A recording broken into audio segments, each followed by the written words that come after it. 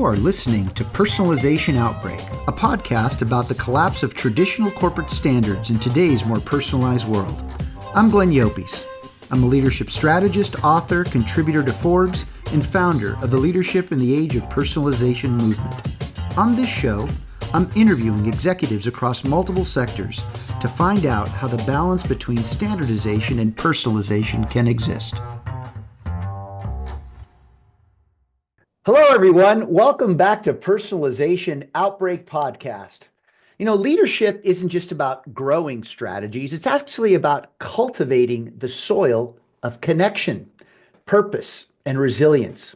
See, by borrowing lessons from sustainable farming, we actually learned that true growth happens when we nurture the roots of transformation and community. And to help us understand what this truly means is our guest today, Dr. Britt Yamamoto.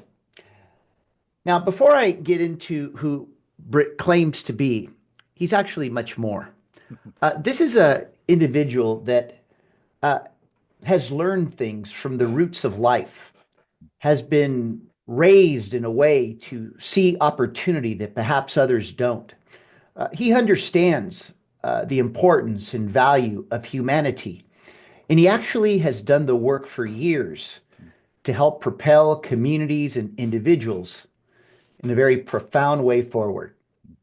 See, his groundbreaking work in leadership development and sustainable farming is actually reshaping what it means to lead with purpose and connection. See, Britt is the author of the book, The Soil of Leadership. I just love that title.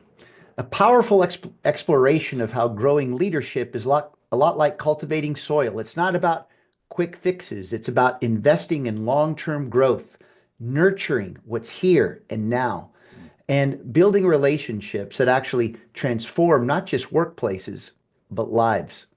See, his global leadership work has taken him from Southern California to Singapore, India, and beyond, and giving him a really uniquely holistic perspective on not just how he sees the world, but how he sees people.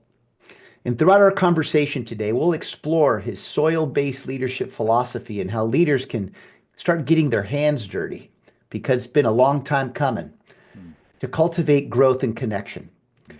So before we get started, please click the like button below, share it with your colleagues, and subscribe to our YouTube channel and social media at Glenn Llopis. Britt, it's such an honor to have you today on the show. Thanks for being here. I know this is going to be a real warm and thought-provoking discussion with you. So thanks again. No, thank you, Glenn, and I appreciate that introduction. I'll have to make note to my family members to make sure that you give the eulogy at my funeral. So, well, there's a long way for that. In fact, if anything, the world desperately needs you.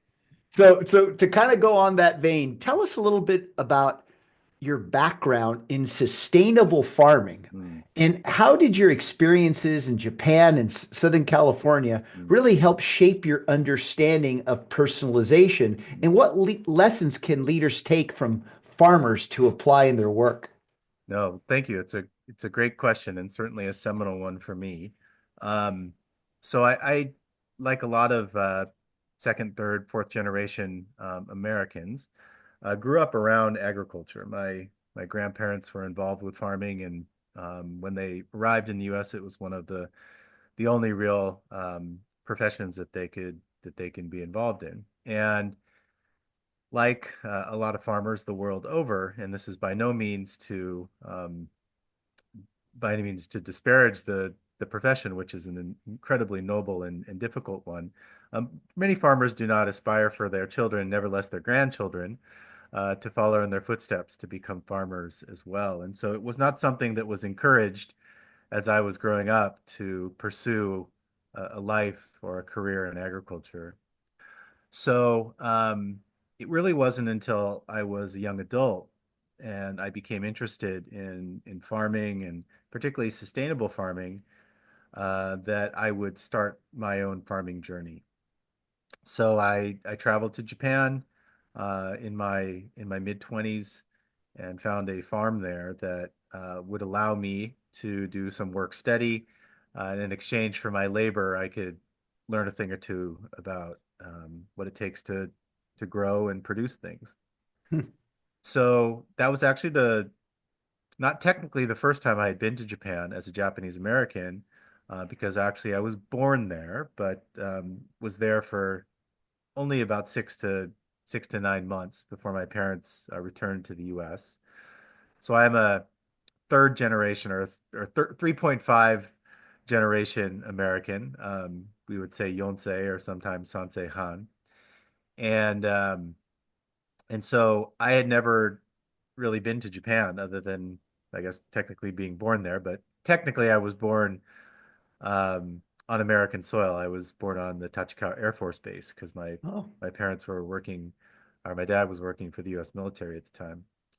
And so going back to Japan in my mid 20s was not just to really learn about farming, but also offered a really important exploration into my sense of self, my cultural hmm. background, and many of the assumptions that I had and held about what it meant to be Japanese. And so I made the long trip to go and live on this farm. And I didn't speak any Japanese really, other than the food and the profanities that would come down through the the cursing of my grandparents, largely at me or other people. Um, and so I was really under-resourced in terms of language, but I also didn't know anything about farming. So I was coming there really to as a learner. And that very first day on the farm, I learned this lesson that would not only go on to shape my farming path, which would, as a full-time farmer, would last about 6 years after that, but in many ways, my whole life and leadership trajectory for sure. And that was really encapsulated in this question that was posed to me by the main farmer who had taken me out into the middle of the fields on a October day where everything was blooming and bursting with color and smell and such. And he asked me this question: that what is the difference between a conventional farmer and an organic or a sustainable farmer? And even though I didn't have a background in agriculture, I had read a lot of books to prepare me to make Hmm. this trip. So I had all of the answers about, one uses chemicals, one's focused on community, one is, you know, good, one is bad, all of the sort of simple bifurcated definitions of the difference. Very kind man, so he let me do my mid 20s, arrogance of knowledge bit. And after I was finished, he just said, "Well, those things may be true, but what you need to know is this, and that is the difference between a conventional farmer and a sustainable farmer is that a conventional farmer grows plants, and a sustainable farmer grows soil." Hmm.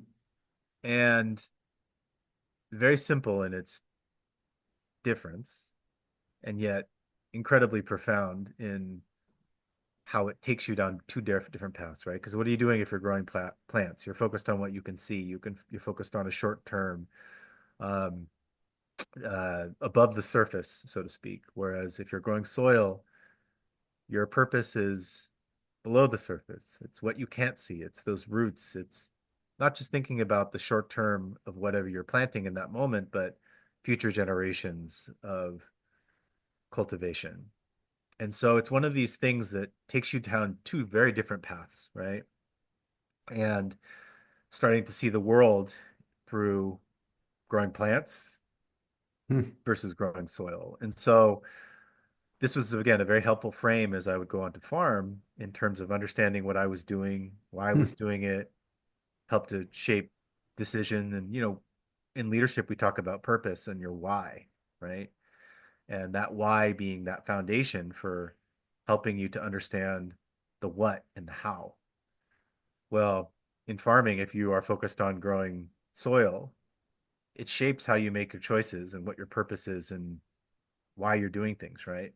And understanding if you make certain choices, like to use certain chemicals or to plant certain things that may be out of season, that there are consequences to that, that maybe short-term benefit outcome, but might yield or lead to the longer term detriment and actually against what you're trying to do, right? So in farming, very helpful. But then as I would go on to work with leaders around the world and also lead and grow my own organizations and businesses, I came to realize that actually it's very similar. We, for very understandable reasons, tend to focus on sort of plant-based approach to how we do our work. It's a very short-term thinking. We look at quick outputs and turnarounds. Um, and again, there's reasons why this is the case, right? Our economies and our other things precipitate that. However, it often comes at the expense of what it means to grow soil or to create the conditions and the context, the relationships, the trust, all the things that I think I hear so resonant in your work and what you've been doing for so many years to do in your businesses and the communities that you're a part of, is that if you don't have those things, if you don't have that soil, so to speak, to use the metaphor, um, you may be able to grow things, but at the it's going to require all kinds of inputs. It's going to require a lot of palliative measures that really don't offer any kind of the foundational sustainable stuff that um, I think in many ways, as we were discussing earlier with human relationships, that many of us are really drawn to, called to, and seek in how we work together, right?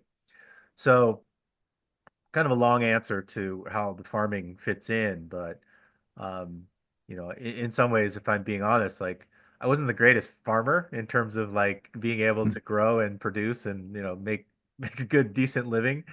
There's certainly any number of farmers that are much better at the craft than that. But in terms of understanding the significance of what, let's just say in our leadership or organizational development lives, what sustainable farming has to teach us about how we grow our and cultivate those settings. Um, I feel like I'm a decent translator in some of those metaphors. Britt, this is extraordinarily powerful. Let's break this down a little bit. The soil, Hmm. um, the plants. Well, this is the equivalent of the plants give you some success, but the soil breeds significance. Hmm. Let's see another one. The plant is something that is what we expect. Hmm. So that's standards. Hmm. The soil is what we want our customers and our employees and society to feel like there's a sense of deep humanity. Hmm. But we focus on the plant so much that the foundation crumbles. And it reminds me of a conversation I had recently. I'm a F45 guy. That's where I do my workout. And I was walking out of the gym, and this lady that was in the class with me, she knows a bit of my work, and she says, "God, Glenn, things are so difficult today." Hmm. And I go, "What do you mean?" "Yeah, I mean, all these things that we're dealing with that we never had to deal with, and now it just feels so overwhelming." I said, "Well, I'm going to use your metaphor. Well, see, we've been planting, we've been focused on trying to harvest plants Hmm. for years, Hmm.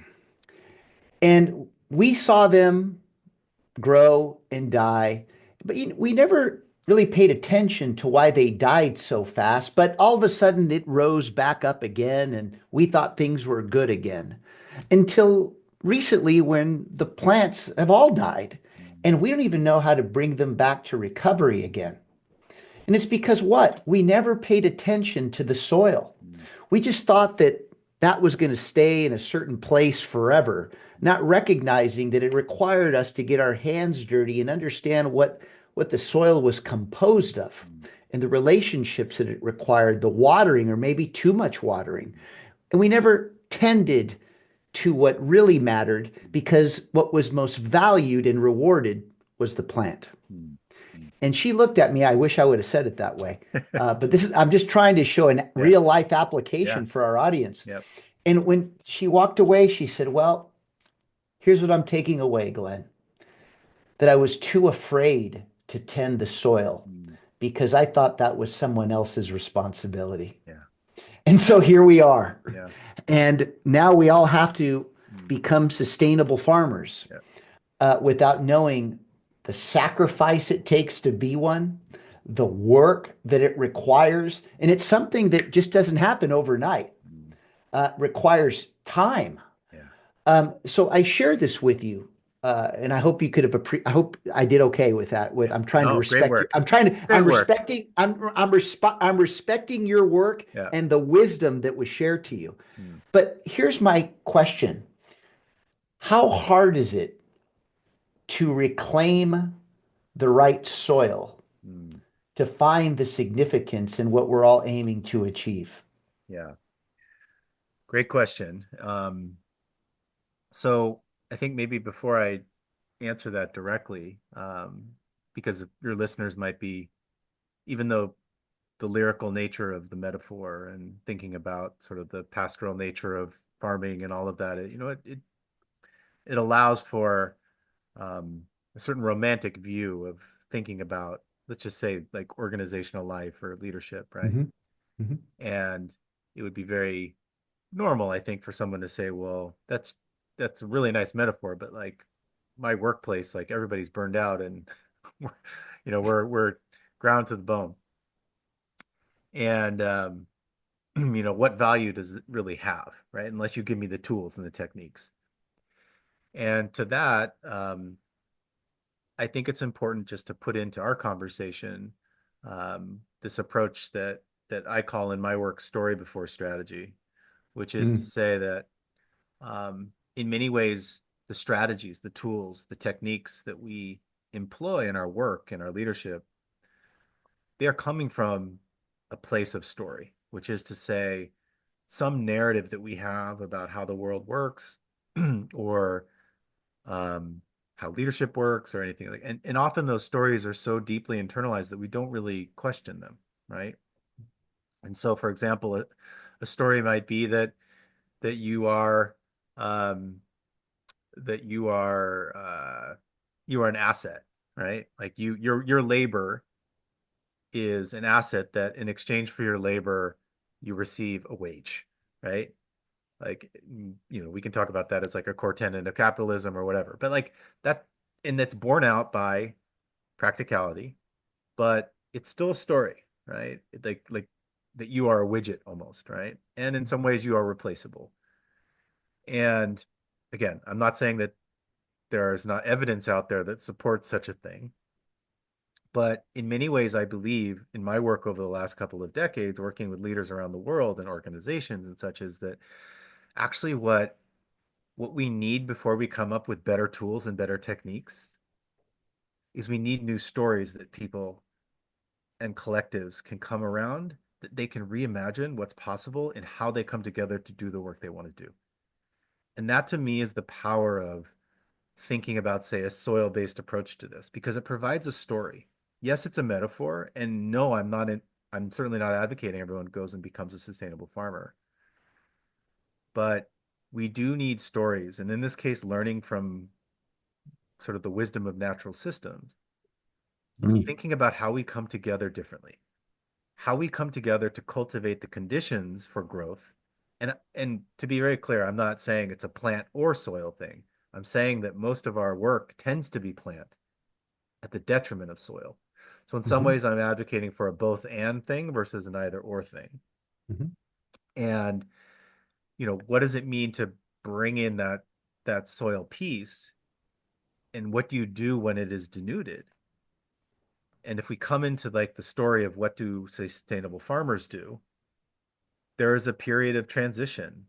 There is a period of reconditioning and regenerating and knowing that what you are doing, even though it may not have short-term benefit, you are doing it because you have a larger larger image in mind of what that soil will be capable of when you do it, right? And so one of the sort of the neat the cleanest ways that you map this onto organizational life is how now everybody is being told that trust is the foundational linchpin to organizational life, right? You have to have trust. Everybody have to have trust. And like I don't think we can refute that. Who would disagree that trust is important? We also know that you can't just force people to trust each other, just on a human level. And trust is something that's hard fought, easily broken, right? And I can give you like the 10 best tools of how to create trust, right? And you go hire some organizational consultant who's going to come in and do a retreat with your team and help your team trust each other. Those tools and those techniques are plants. If there is not the foundational soil, and it's not just culture, it's actually just the conditions within that team to support those tools, to support those trusting relationships. Just like if you tried to create you can have the healthiest plant, but you put that thing in soil that is denuded, it's not going to grow. You have to condition that soil, right? And so, what the story does, in the same way that if I'm a farmer growing sustainably, it's saying, like, I can't just think as an extractive individual. So, this is also where when I talk to organizations, it's like, to what degree are you regenerating or replenishing the soil within your workplace, right? We're all very good at extraction, whether it's our own labor or other people's labor or all these things, right? And I believe people are willing to work hard. I believe people are really willing to work hard when they believe in what they're doing. But we are a renewable resource, which is to say humans are, but we don't treat ourselves in that way. And we don't have frameworks or tools to help us even think about it. Right? Now, if we're thinking about ourselves as farmers, sustainable farmers, like, of course, you know that if you continue to plant and plant and plant, don't let that soil rest or feed it in compost or other kinds of things, at some points, it's not going to give anymore. And I believe, especially now, like coming out of the pandemic and just more like the conversation around burnout and people just feeling depleted in the workplace and never mind life, um, this is to be expected and it's normal. But at the same time, the systems that we operate in, number one, they're not built to provide renewal, and number two, I don't know that we have really great techniques and tools to like technically fix our way out of it and base, whatever. Go take a personal day. And now you're like individualizing and saying like, let's go take time off. It's your fault that you're burning out. It's like, well, maybe the system is problematic and we need to think about like how this works in the larger system, right? So anyway, it all just to say, like, to answer your question, I believe that it's about understanding you have to have a larger picture of like what it is you're trying to do with that soil. Yeah, I'm really glad that we're having this type of discussion. Hmm. And I hope, quite candidly, that it's bringing a little bit of discomfort Hmm. to people because what we're really doing is we're asking people to join us Hmm. in thinking about the workplace, leadership, people, society in a different way. And what you're really welcoming us and inviting us to be, whether, and may be wrong, but this is what I'm feeling. Hmm. We need to all now have a sustainable farming mentality. Hmm. Why? Because see, I'll give you my, if I may, my interpretation Hmm. is that see, the soil should be in the environment that we're all excited to go to every single day. Because when that happens, we're building plants all over the place. But these plants will give us the oxygen that we need to breathe and the nutrients for us to grow so that we could then further strengthen the soil, make the environment more safe, and no one's being judged for how they feel or how they think, but yet being rewarded to propel an environment of diverse thinking that makes everybody smarter, that allows us to grow more plants, and allows us to continue to make the soil even more fruitful for what we aim to achieve in the not too distant future. I think it's a very simple formula that you've introduced here. The difference is that we have environments or workplaces where, and you said it, I mean, let's face it, to no fault of organizations, they were just never designed to support what matters to people. That wasn't the deal. It was do these five things, they'll produce these 20 outcomes. You're going to do these things our way, and we're going to drive a level of predictiveness that can make this machine keep going, and everybody would be happy. I mean, I was in those environments when I started my career. What happened? Things aren't as predictable anymore Yeah. Yeah. because the world has changed. I'm coming back with the question. The world has changed so fast that we can't keep that soil tended. So here's my question. What do you believe? And I know it's a big question, but let's just keep simplifying things because it's beautiful, Britt. What are the maybe two or three fundamental things that leaders um, can do right now to start earning a level of respect and so that they can put themselves in a position of not worrying about their obsolescence, but being focused on the value that they actually have within them that they're not using enough of because they forgot about the soil? No, it's a great question. And I'm going to qualify my response by saying that this may be mildly unsatisfying for your listeners, if not you as well. Which is to say that um, I actually think, and this speaks to the nature of the kind of leadership development work that I do and that my organizations do, which is it's actually something that we call Leadership 3.0. And just really quickly, in terms of this model, Leadership 1.0 is what we call sort of an information-based approach to leadership development, which is to say that how you become a better leader, you become a better manager, how you deal with these things is through more information, through more skills, techniques, and such. Super important. We need to know how to budget and how to manage things better. Um, and this was, sort of when management sciences and leadership became a thing 50 plus years ago. This was largely how things were dealt with. And there's still very much, if you look at like how we grow, how do we improve our Mhm. leadership, right? It's sort of fact-based or technique-based.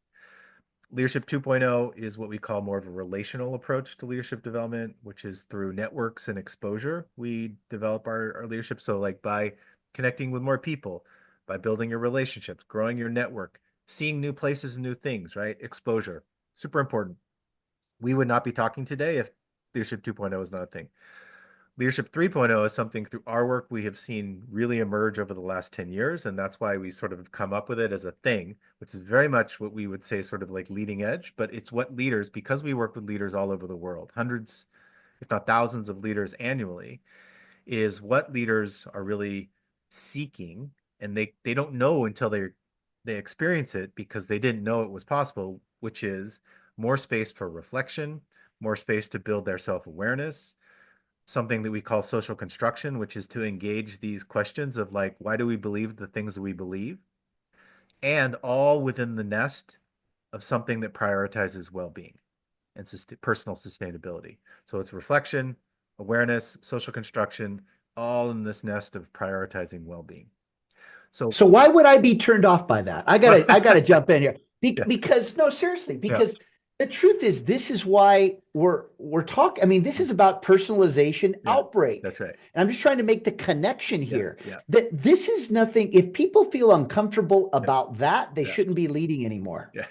And I know that leaders have told me often, Glenn, it's not, I Yeah. don't care about how people feel. Yeah. I got news for you. When someone tells me that, Mm. it tells me that their suppression index is so high that Uh, they become oblivious of who they've become that's right. because the system has stripped them of their identity, That's right. which then holds their people back. That's right. That's why they need leadership 3.0. I just want to make sure that I get No, it. no, you get it. You get it. I was saying that in the opening coda just as a by way of dramatization, but And by the way, and I was here to support this that's right. because I'm a believer in 3.0. That's When right. you open the book, Yeah. Britt's got it outlined for you right there, very Yeah. crystal clear. Go get a copy, by the way. It's a Yeah. fabulous book. Keep going, Britt. So, so what can leaders do? I actually think, especially if you are in a position of authority and influence, um, you have probably found yourself as you move up the ranks of authority and influence, you have become more and more isolated within your peer group and certainly within the organization or business, whether that is by choice or just by nature of the position. Um, and it's funny, like one thing that people who are more middle managers or young, certainly younger people, and I work with a lot of younger people, and they don't really like this when I say this. It's like, I want you to think about that terrible boss. Who's had a terrible boss? Everybody raises their hand. Who's had more than one? Everybody raises their hand. You ask people who've had good bosses, and like maybe half will have that, right? But then when I say, those terrible bosses that you had, even those ones, I want you to think about the ones that are the worst ones. They did not set out to be that terrible boss. They did not, you know, start their career thinking, I want everyone to really dislike me and never want to work with me. This is the person I want to be. Maybe one or two people, but most of us don't. But we find ourselves there by virtue of happenstance and oftentimes because we haven't had the opportunity to understand the gap between kind of how we our intent and our impact, how we want to show up and how other people experience us. So just that delta between how we want to show up and how people experience us, even to explore within that delta, super, super powerful, right? It's not something that you can just like go do on your own. Um, but there are programs and other things out there to help you to do that. But even just to take a step back. So my inclination is to say it's actually not taking a step forward. It's actually not what you have to do. It's actually more creating a space for reconsidering like how you want to be. And that may sound very kind of, airy fairy pie in the sky kind of thing, but this is coming from my many, many years of working with leaders and across the world. So it cuts across culture. It's not just an American thing. It's not just a Japanese thing. It's not an Indian thing. This is what if you talk to a leader of just about any age, but of some influence or an authority right now, they're going to tell you a similar thing, which is I am I'm on a razor's edge here. I am like burning the candle at both ends. I don't know if I can continue doing this thing. And I don't know if I want to do this thing anymore. And so I think to the urgency of I think what I really love about what you're doing, Glenn, is that this very clear articulation that, hey guys, the old way doesn't work anymore. And it's not to say that this is the magic path and we all go down that, but we got to figure out together how we're going to do this. And we got to do it in a way. And this is why I love the idea of personalization, where that honors that there is this plurality of self within Mm, us individually, like multiple selves of, multiple personalities, not in a clinical sense, but like, we are parents, we are children, we are all these things, right? But then to honor that within a collective as well, right? And I don't think we've done a very good job of that as humans, which doesn't mean that we can't and doesn't mean that we shouldn't. And I think that in many ways is what I feel that we are called to do right now, is find better ways to come together, work together. And if the work that I do and the metaphors and the way I tell stories helps to sort of inspire people with new ideas, because again, like you can't practice what you can't imagine, you know? exactly. Part of this is it's a practice in imagination. And it's not coming from me as this. This is me just in many ways like re-articulating things that other elders and other people, community and friends and loved ones and acquaintances that I've interacted with along the way that have inspired me.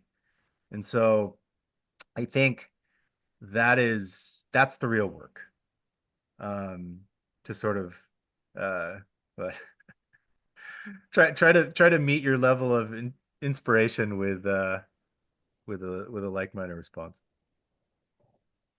Britt, I love this response. And I want to go back to two things you said, see if I can put them together. Mm, Leaders need to take a step back, mm, and we can't practice what we can't imagine. mm, So, um, these are just my thoughts based upon my work that if the baseline for growth as an individual, as a leader, as a manager, I could even go into business strategy, but let's keep it at the individual level. If the baseline for growth is zero, I think that most people are operating at negative 60%. yeah. And why do I believe that? Well, we've already talked about how organizations weren't designed to support what matters to people. Mm, With all this movement that's going on, it's difficult to tend to soil. mm,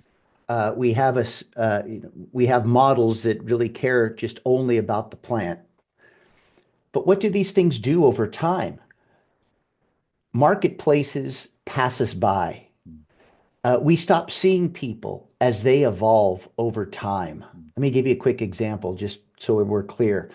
I've had people call me to touch base with me again after 20 years. mm, They see me online, but they still think of me as the person that they met 20 years ago, mm, because we don't see nor understand how people evolve over time. mm, Um, so that's a simple way of saying, well, it's easy to see how we lose touch with the changing world around us, let alone the changing environment and people around us. It's really easy to really stay ahead of the curve until circumstances force their hand, mm, which means what? That we are now doing all these things to catch up, mm, but yet we talk about them as if it were taking us from the baseline of zero to 60, 70, 80, 90%. mm, And even to do your work, mm, it creates immediate impact. mm, People gravitate, they love it, they walk away, but does the environment allow them to sustain what they learn from you mm. at the rate that you want it sustained and grown over time? That's I good. bet in some instances, yes, Mm, others, no. yeah. But the point is that to tell leaders to take a step backward, I think that they've done that for the wrong reasons. Mm, They've taken a step backward because they haven't taken the time mm, to do what you've suggested, Britt. yeah. And so that means that they need to become more vulnerable to go even further Yeah. back to where they are, with the hopes of doing this enough times to realize themselves Mm, that it begins with self. mm, mm, And it's not because the organization needs it. That's obvious. It's because they need it mm, if they're going to maintain any sense of relevance as a leader in today's modern world. Because until you do that work, you can't begin to practice what you can't imagine. So if you're not doing that work, you can't then imagine what's possible. mm. And thus, you're forced to then take on the same standards, doing them the same way that you've always done them, moving you further from baseline and moving you further away from what you could imagine. Yeah. No, So, anyway, I hope that helps. I'm just no, trying to say what you said in a different context because yeah. we all take in information differently, but that's the profound impact you had on me when sharing that story. No, I love that. And yes, I think I love the way you re-articulate some of the I don't know, the bloviating that comes from me. So that's good. It's clarifying. It's good. No, you're extraordinarily clarifying. I'm just trying to share it in another way for people to realize that they're living this stuff right Mm. now. Yeah. And their biggest question is, what do I do about it? Yeah. Well, it's understanding Yeah. the current state of your That's soil, right. which is what I'm getting out of this. But Yeah. um, Absolutely. And again, like comes back to that story. I think that we need new stories. We need new stories that again, in many ways, some of the stories that we have are so deeply internalized. You just don't think about yourself as a commodity, but you're not a commodity. exactly. You matter. But if you have not like appropriately recognized that your deeply internalized story is that you are a commodity, and therefore you are there to be in many ways exploited in exchange for something to sort of like frame this in a certain way. um it's different than if you see yourself as a more whole restorative, let's just say, field that is there to not just provide life or provide, or it's to be a conduit for that. That's the thing about the soil. The soil doesn't provide it. It's a holding conduit. It's a way of allowing for the growth to happen. And so I think this piece on restoration is super important. So just really quickly, as I mentioned to you earlier, I recently finished the full manuscript for my second book, which hopefully will be coming out later this year. But it's called the Hyakusho way. So Hyakusho is the traditional Japanese word for farmer. It's not used anymore. It fell into disrepair, but it's a, I fell in love with this word when I first learned about it 30 years ago. But the meaning of hyaku in Japanese is 100, and sho is talents. So it's this idea that the farmer traditionally was the one with 100 talents. Beautiful idea, Huh. right? Yeah. And so the name of the book is The Hyakusho Way, Japanese Wisdom for Fulfillment Beyond the One-Track Life. Love it. So in many ways, this is speaking to what we have been discussing, and the sort of core tenets of this Hyakusho way, or this 100 talent way. Restoration, there's sort of seven main tenets: restoration, versatility, interconnection, regeneration, attunement, curiosity, and abundance.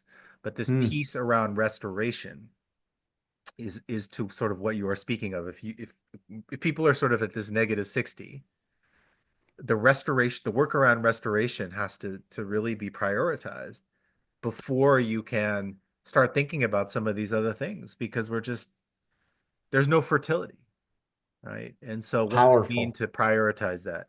And whether it's rest or renewal or sort of investing in things, like there's ways of doing that. But again, it's connected to a story about how you see what it is that you're doing.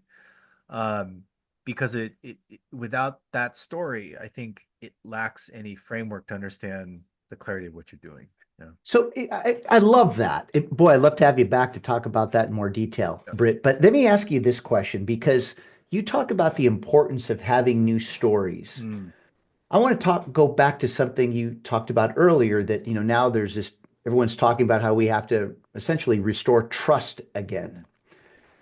But how is it that someone can create new stories when they have trouble trusting themselves? yeah. Well, it's certainly not something that happens overnight. I mean, I think it's the hard work of personal development, and leadership.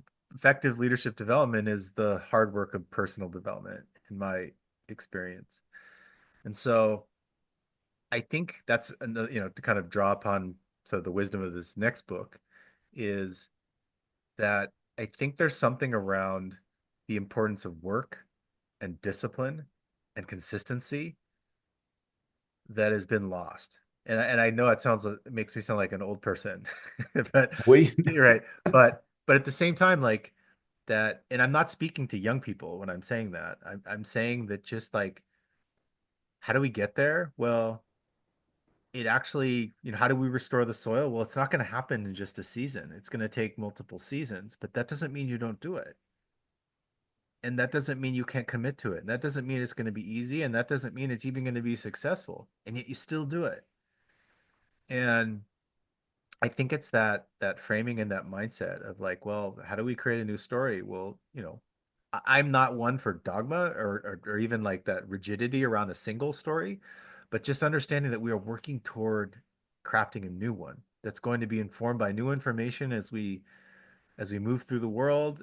That story will change, but ultimately we need to, and that's why versatility is one of the things in this Hyakusho way, is that it's being able to embody that kind of intellectual and emotional agility. Was as you learn new things, things change. And so I think it's less even about like a commitment to a particular story. It's more maybe of a commitment to recognizing that new stories are possible. And so it's less about adopting a new technique, which is again, like people are so nested in like, give me the better technique, give me the better tool. And it's like, well, that's actually if we want to use paradigmatic language, that's like a paradigm that we're trying to get out of. We're trying to actually move to something that recognizes that it's actually like decoupling yourself from the idea that like it is the either the outcome or the process, and more understanding the fluidity of that purpose.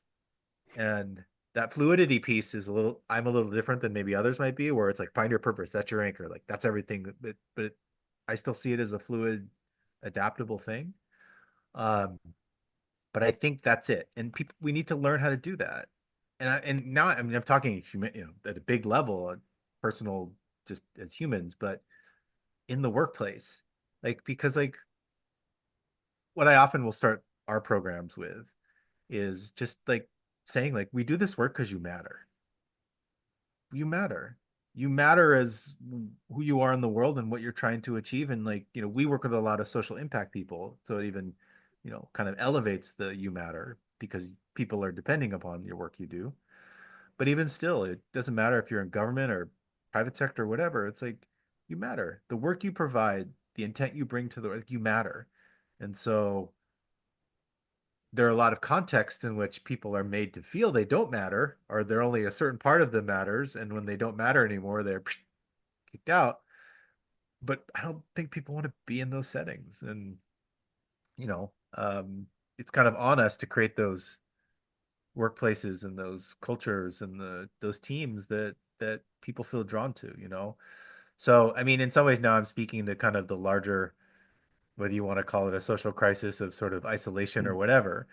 Um, but I think you know, it is a big thing, but I also think we have the capacity to do it, and because it exists, like whatever we can connect for 30 minutes and feel connected over lifetimes, and it's not it's not hard.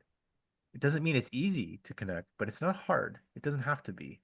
And even just like working across difference, I don't think that's hard either. Again, doesn't mean it's easy, but it just is like it's possible.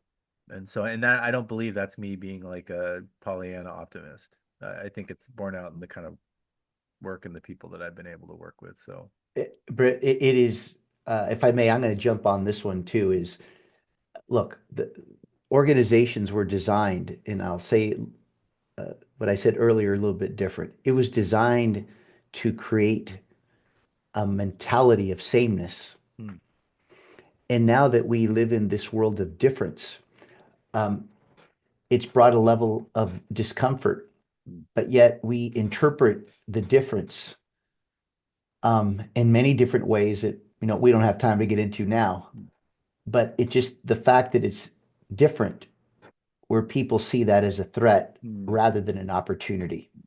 And I think this is what I'm taking away from everything that you've brought up today is that you've taught us that we need to see the opportunity. hmm, Then we need to learn how to sow it yeah, in the soil. And then with hard work, we start growing hmm, the opportunities. And then we begin to start sharing them. And when we do these things simultaneously, we begin to resow that's right. the next opportunity until we find sustainable farming at the highest quality of people with strategies that actually work Hmm, and are timeless. yeah, And we can then revive humanity and we can find possibilities again that were once often looked at as unimaginable. And as one might think, gee, Glenn, that was a beautiful little story and it sounded so good. How do we do it? Brett just told you how to do it. Mm. Britt told you. And the whole point is that we think these things are difficult, but they're not. Mm. But what they do require is for people to lean into the things that you've taught them today, because it does require us to get our hands dirty and essentially start the journey all over again with with tools and resources that maybe you didn't have before. So how's that to wrap it up, Britt? Unless there's something else Oh, you'd like to well, close with. I might just add something that a mentor a long time ago said to me that has borne true in my life, and I think is relevant to what you just said. And that is that, like, once you've experienced true community, you'll Hmm. spend the rest of your life seeking to recreate that. And I think for many of us, the experience of being in like true community where you feel seen and heard and supported, challenged, all of those things, they're not familiar to us. And it's not to say that there was some golden age where everybody felt that, because that doesn't, I don't think that was the case either. But that doesn't diminish that the opportunity to allow people to feel connected. That's how I might say community, right? Yeah, You feel yeah, like it's that human good. connection. And I might even hazard a guess to say that that's part of what animates your work, is that at some point in your life, you felt that connection and community, what it meant, when it was a mentor or a friend or family member, somebody who saw you, supported you, loved you, and you felt that. And it's like, I want to recreate this in the world. And it's going to show up for you in different ways than it would show up for me. But it's like, that's that. And like, absent Mm. that, it's hard. This is again, like, you can't practice what you can't imagine. And that's a lot of what my work is, which is to try and create the conditions, create the soil for people to feel that connection, whether it's to themselves or to others or to an experience, because I just trust in the soil, with healthy soil, that it will grow what it needs to. And then it won't be me that does it, but it'll be the conditions that give rise to people wanting to plant more things, and sow more seeds. I love it. What a great way to wrap it up. And by the way, the one that did that for me was my father. Hmm. And so you are 1000% right. But that's we could discuss that with the next book. But look Yeah. thank you so much for your time, Britt. You're an inspiration. Hmm. Again, I highly recommend everyone picking up a copy of uh, Soil Leadership. I mean, what more do you need at a time where we all need to reinvent and rethink the ways that we approach people, business, uh, community, and society at large. Britt, thank you so much for your time. We will forever stay in touch. Yeah. And thank you again for sharing your wisdom. My pleasure, Glenn. Thank you for inviting me. Okay, thank you so much. Bye bye. Thanks for listening to Personalization Outbreak. Make sure to subscribe so you never miss a show. If you enjoyed the content, visit ageofpersonalization.com to check out our free streaming video series and learn how to get involved in the movement. I'm Glenn Llopis. I wish you a good day, and remember, without strategy, change is merely substitution, not evolution.